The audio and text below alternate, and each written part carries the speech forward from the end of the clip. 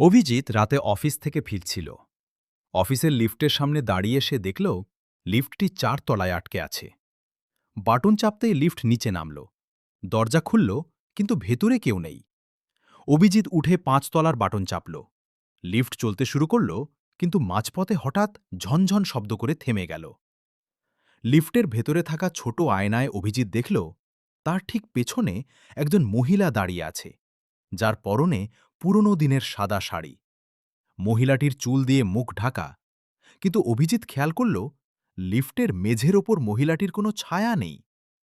সে আয়নায় দেখতে পেল মহিলাটি ধীরে ধীরে তার ঘাড়ের দিকে হাত বাড়িয়ে দিচ্ছে। লিফটের লাইট নিভে গেল। পরদিন সকালে লিফটের ভেতর থেকে উদ্ধারকর্মীরা কেবল অভিজিতের ব্যবহৃত ঘড়িটি খুঁজে পেয়েছিল।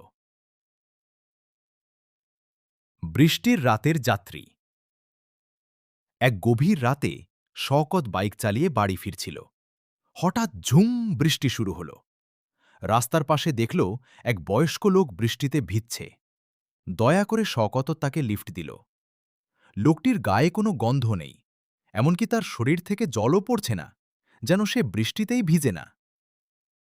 কিছুদূর যাওয়ার পর শওকত কথা বলতে চাইলে কোনো উত্তর পেল না।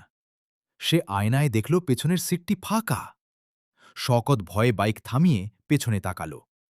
দেখল সেই বৃদ্ধ লোকটির অর্ধেক শরীর বাতাসে মিলিয়ে যাচ্ছে, আর তার চোখের জায়গায় দুটি জ্বলন্ত আগুনের গোলক।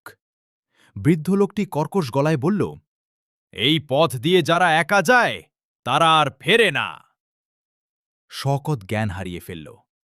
জ্ঞান ফেরার পর সে দেখল সে কোনো এক শ্মশানের সামনে পড়ে আছে। আয়নার ভেতরের প্রতিধ্বনি। মায়া খুব শৌখিন। সে তার ড্রেসিং টেবিলের আয়নাটা পাল্টে একটা প্রাচীন ফ্রেমের আয়না লাগাল। সেদিন থেকেই অদ্ভুত সব ঘটনা ঘটতে শুরু করল। মায়া যখনই আয়নার সামনে দাঁড়াত, সে দেখত তার প্রতিবিম্বের নড়াচড়া কয়েক সেকেন্ড দেরিতে হচ্ছে। একদিন রাতে সে আয়নার দিকে তাকিয়ে ব্রাশ করছিল।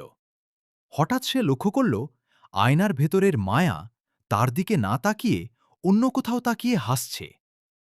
আসল মায়া ভয়ে পাথর হয়ে গেল।